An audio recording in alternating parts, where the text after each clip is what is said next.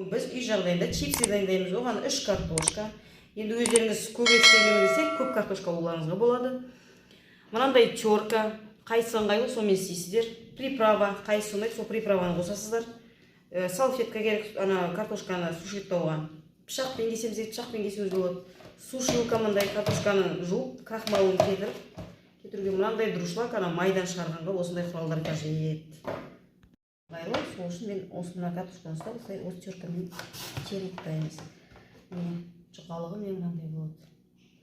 Осылай теріктай бересіздер. Дайын болды, біз оны теркамен турап алдық. Одан кейін жудық, крахмалын кетіріп дұрышлаттамыз. Енді осыны кептіреміз. Осылай салфетканың үстіне, бумажный салфетканың үстіне жайдық. Енді осының үстіне бүкіл влагасын тартып алуымыз керек. Тартып аламыз осылай. Майымызды қыздыруға қойдық. Міне картошкамыз дайын кептіріліп тұр. Енді піскен чипсимізді мұнда саламыз. Тұз қосамыз.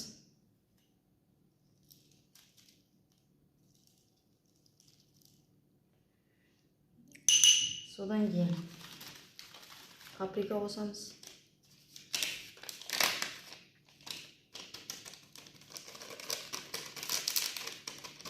Орегано қосамыз.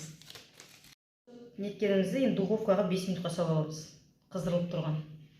Біздің чипсіміз үй жағдайында дайындайтын дайын болды.